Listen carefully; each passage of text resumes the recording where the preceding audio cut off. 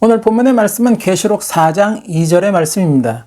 내가 곧 성령에 감동하였더니 보라 하늘에 보좌를 베풀었고 그 보좌 위에 앉으신 이가 있는데, 계시록 2장과 3장을 통해 주님은 7교회에게 각각의 서신을 보내셨습니다.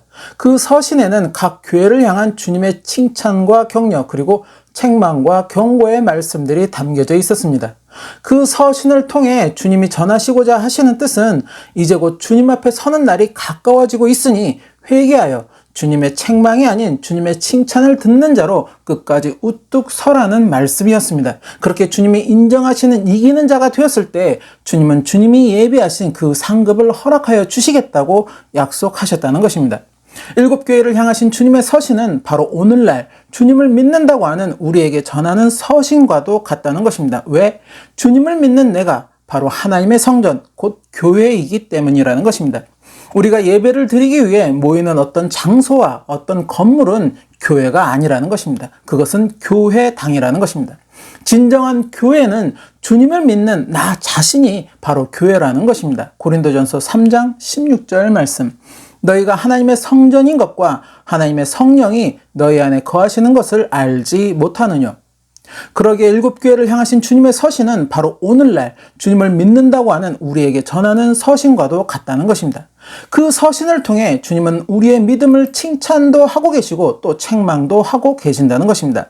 그것은 결국 계시록에 기록된 7교회, 곧 에베소, 서머나, 버가모, 두아디라, 사데, 빌라델비아, 라오디게아 교회 성도들에게만 해당되는 그러한 칭찬과 책망이 아닌 주님을 믿는다고 하는 모든 이들을 향한 칭찬과 책망이기도 하다는 것입니다. 그러기에 주님의 책망의 말씀에 내가 찔림을 받는다면 그것은 곧 나에게 주님의 책망이 있다는 것이고 그것을 회개해야 함을 주님은 말씀하시고 있다는 것입니다. 왜? 이제 곧 우리가 주님 앞에 서는 그날이 가까워져 오기 때문이라는 것입니다. 그날이 점점 우리 앞에 가까워져 오기에 주님은 주님을 믿는 모든 성도들이 다 주님이 예비하신 그 상급을 누릴 수 있도록 우리에게 서신을 보내어 우리가 주님의 책망을 모두 벗어버리고 상급을 받을 수 있는 그런 자격의 길로 나아가라고 권면하고 계신다는 것입니다. 그렇게 주님을 믿는 모든 이들에게 서신을 보내신 주님은 이제 사도 요한을 통해 앞으로 될 일들에 대하여 말씀을 전하시게 됩니다. 곧 마지막 때 일어나는 일들을 말씀하여 주신다는 것입니다.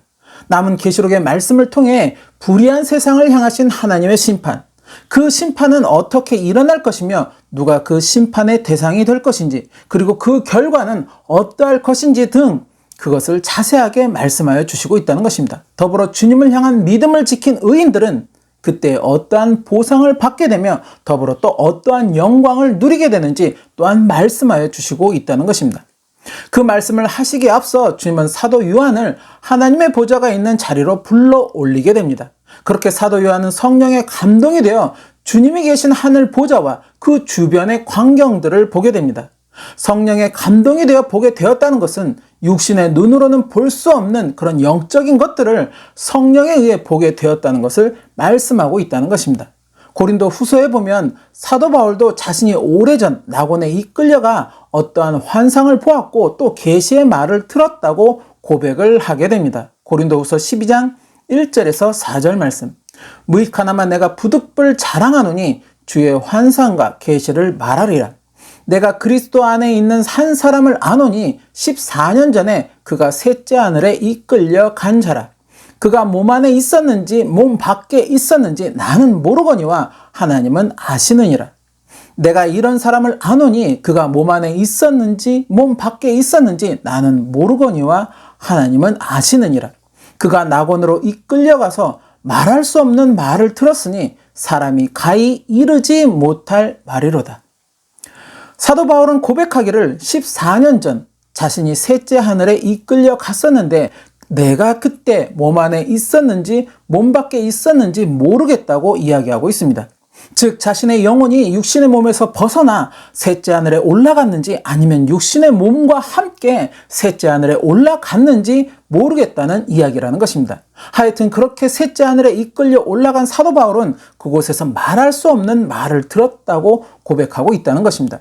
즉 사도 바울은 어떠한 환상 가운데 자신의 영이 셋째 하늘에 이끌려서 갔고, 그렇게 이끌려서 간 그곳에서 말할 수 없는 말, 곧 계시의 말을 들었다고 고백하였다는 것입니다. 사도 바울의 이러한 고백처럼 사도 요한 또한 성령의 감동이 되어 하늘 보좌가 펼쳐진 하늘로 이끌려서 갔고, 그곳에서 하나님의 하늘 보좌와 그 주위에 펼쳐진 놀라운 광경들을 보게 되었다는 것입니다. 육신의 눈으로는 결코 볼 수 없는 그러한 영적인 놀라운 광경을 사도 요한은 성령의 감동이 되어 보게 되었다는 것입니다. 그렇게 영적인 눈이 뜨인 사도 요한의 눈앞에 그렇게 펼쳐진 광경은 먼저 녹보석과 같은 무지개가 둘린 하늘 보좌가 있었고, 그 보좌 위에 벽옥과 홍보석 같은 이가 앉아 계셨으며, 그 보좌 주위에는 24 보좌와 그 위에 장로들이 흰옷을 입고 머리에는 큰 면류관을 쓰고 앉아 있었다는 것입니다. 이외에도 사도 요한은 보좌 주위에 있는 네 생물, 그리고 하나님의 7영, 그리고 수정과 같은 유리 바다 등 하늘 보좌와 그 주변에 펼쳐진 놀라운 광경들을 목격하게 됩니다. 주님은 사도 요한을 통해 7교회의 서신을 남기시고, 그리고 이제 앞으로 될 일을 말씀하시기 바로 전에 바로 이 장면을 사도 요한에게 보여주셨다는 것입니다. 그냥 앞으로의 일을 말씀하셔도 될 것인데 왜 굳이 하늘 보좌의 장면을 사도 요한에게 보여주셨을까요? 계시록 4장의 말씀은 과연 무슨 의미를 우리에게 전달하고 있을까요? 첫째, 앞으로 될 일들의 주관자는 바로 하나님이심을 증명하기 위함이라는 것입니다. 앞으로 될 일들, 곧 세상 마지막에 벌어지는 그런 놀라운 일들은 그저 우연하게 일어나고 또 벌어지는 것이 아니라는 것입니다. 그 모든 것들은 바로 하나님이 오래전부터 계획하신 일들이며 또 하나님의 주관하에 일어나고 벌어지는 일들이라는 것을 증명하시기 위해 하늘 보좌와 그 주변의 모든 광경들을 사도 요한에게 보여주셨다는 것입니다. 상상할 수도 없는 대환란의 재앙들, 그 재앙을 통해 불의한 세상은 심판을 받게 되고, 그 심판 가운데 의인들은 구원함을 얻게 되는 그 모든 것들은 다 하나님이 예정하신 일들이라는 것입니다. 즉 이미 하나님은 불의한 세상을 향해 이러한 계획을 세우셨다는 것입니다. 하나님이 이러한 계획을 세우셨다는 것은 곧 앞으로 될 모든 일들은 하나님의 주관하에 이루어지는 것임을 증명하고 있다는 것입니다. 바로 이것을 세상 모든 이들에게 증명하시기 위해서 사도 요한에게 하늘 보좌를 보게 하셨고, 그것을 기록으로 남겨 성경을 읽는 모든 이들이 알게 하셨다는 것입니다. 그리고 둘째, 그렇게 벌어지는 앞으로의 일들은 반드시 일어나는 일이 된다는 것을 또한 증명하시고 있다는 것입니다. 하나님의 보좌까지 보여주시면서 말씀하시는 앞으로의 될 일, 그것은 곧 반드시 이루어지는 일이 된다는 것을 의미한다는 것입니다. 어떤 이에게 내가 하는 이 말이 정말로 한치의 거짓이 없는 진실이라고 증명하고자 할 때 사람은 자신이 가장 귀하게 여기고 아끼는 그 어떤 사물의 이름을 걸고 맹세를 하게 됩니다. 그것은 곧 그 맹세가 거짓이라면 자신이 그만큼 귀하게 여기고 아끼는 그 사물조차 가치 없는 존재가 되는 것이며 그 사물을 욕보이는 것이 된다는 것입니다. 주님이 하늘 보좌와 그 주변의 모든 광경들을 사도 요한에게 보이시고, 그리고 이제 앞으로 될 일들에 대하여 말씀을 하셨다는 것은 그 말씀은 곧 거짓이 없는 진실된 말씀이라는 것을, 또 그렇게 반드시 세상에 이루어지게 되리라는 것을 증명하시고 있다는 것입니다. 왜? 그 말씀이 거짓이라면 주님은 바로 하나님과 하나님의 보좌를 욕보이는 것이 되기 때문이라는 것입니다. 셋째, 계시록 4장의 말씀은 또 한 가지 중요한 의미를 담고 있습니다. 바로 하나님의 존재, 그리고 하나님의 나라에 대한 실체가 실존하고 있음을 증명하고 있다는 것입니다. 많은 사람들이 여전히 하나님의 존재를, 또 하나님의 나라를 부인하고 있습니다. 그러면서 성경의 말씀들이 거짓된 것이라고 또한 이야기들을 하고 있습니다. 그렇게 사람들은 자신이 사도 요한처럼 영적인 것을 보지 못했기에, 또 경험해 보지 못했기에 그 실체를 믿으려고 하지 않는다는 것입니다. 그러나 내가 직접 보지 못했다고, 또 내가 직접 경험해 보지 못했다고 그 실체가 존재하지 않는 것은 아니라는 것입니다. 계시록을 기록한 사도 요한이나 이방전도의 선구자였던 사도 바울, 그리고 구약의 이사야나 에스겔 선지자 등 성경의 여러 인물들이 이러한 하나님의 나라를 보는 체험을 하였고, 또 성경의 많은 이들이 하나님의 음성을 들었다거나 또 환상을 보는 그러한 경험을 하였다는 것입니다.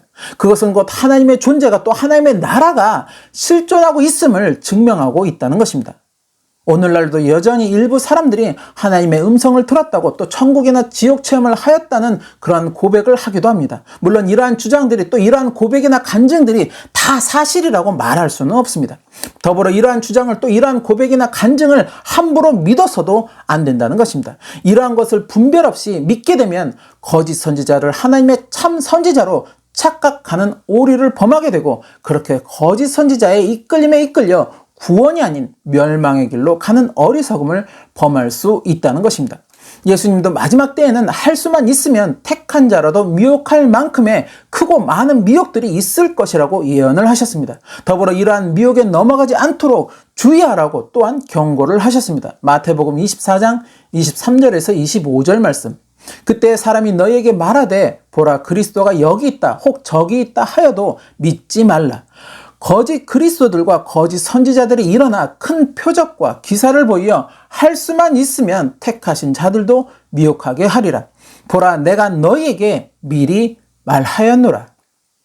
이렇게 사람들을 미혹하기 위한 잘못된 고백과 표적들도 분명 존재합니다. 그러나 그렇다고 해서 꼭 자신이 보아야만, 그리고 자신이 직접 체험해야만 실체를 믿겠다고 주장하는 것도 올바른 것은 아니라는 것입니다. 더불어 하나님의 이름을 빙자한 잘못된 미혹들이 많다고 하여서 하나님의 존재 자체가 부정되는 것은 아니라는 것입니다.